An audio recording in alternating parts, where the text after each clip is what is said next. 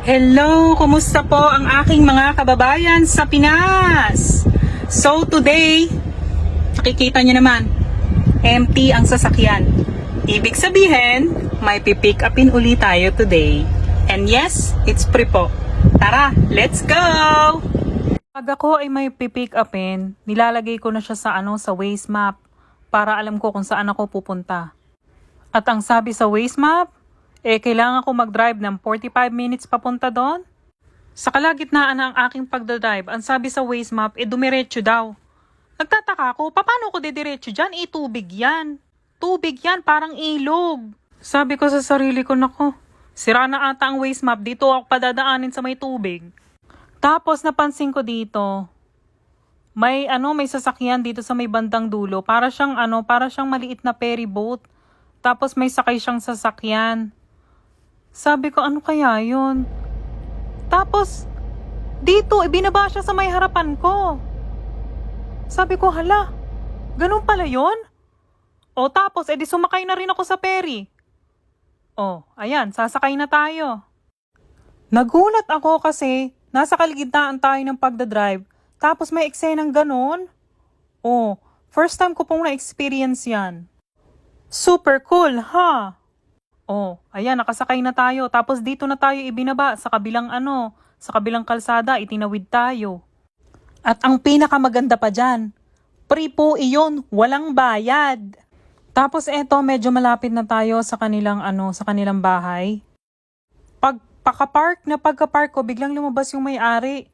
Tapos, nakipagkwentuhan sa akin saglit. Tapos tinulungan na akong magpasok ng etong table dito sa sasakyan. Sobrang bait ng may-ari. Kasi kaganina, yung itong table na to, nandito lang sa harap ng bahay nila. Ang expected ko pa naman na mangyayari, pagka-park ko, mag-i-start na muna akong mag-video bago ko siya ipasok sa sasakyan. Kaso mo, lumabas yung may-ari. Syempre, nakakahiya namang video habang nakikipag-usap sa kanya, syempre. Tapos kanina, andyan lang yung table, ayan, tapos may takip siya na tarpaulin. Tapos may batos na nakalagay sa ibabaw ng tarpaulin.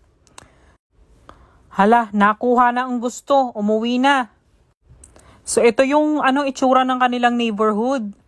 Ay talagang, ang lalaki din talaga naman ng mga bahay dito. Every time na magpipick up ako ng kung talaga namang napupunta ako sa subdivision na talagang ang lalaki ng bahay. Tsaka ang gaganda. Kaya kapag may nakuha ako sa mga napipick up ko, talaga namang sulit na sulit kahit na mag-drive ako na medyo malayo. Etong table na nakita ko lang to, nakapost siya sa marketplace, sa Facebook. Tapos ang ginawa ko, nakapark ako sa school ni Nia, na ginaantay ko si Nia, susunduin ko na si Nia. Tapos yun nga, biglang nakita ko yun, tapos minessage ko yung may-ari. Nag-reply agad. Ang sabi ko kasi, pipick upin ko na agad today. So eto na, pabalik na tayo ng bahay. Sasakay ulit tayo ng ferry. Ferry na walang bayad. Yahoo! Eto yung ganitong klase ng experience ay talagang nakakatuwa. Kasi buruin mo, nagdadrive ka lang, tapos biglang may ganitong eksena, di ba? Tsaka, alam nyo, kaya napakalaking tulong din po na tayong mga Pinoy ay marunong din talaga mag-drive. Kasi sa ganitong pagkakataon, makaka-experience tayo ng mga ganitong bagay. Ang saya. Tapos ito yung tag, Upper Ferry ang pangalan niya. So up to 6 passenger. Tapos ayun nga, free siya. Tapos parang may oras din sila kung hanggang anong oras lang ang dito, yung pwede kang itawid. Tapos ito, nag-iintay na naman tayo pagkabalik nung maliit na ferry. So ito, ang maximum nito, 3 sasakyan. Yung kasing laki lang ng kotse, ganun.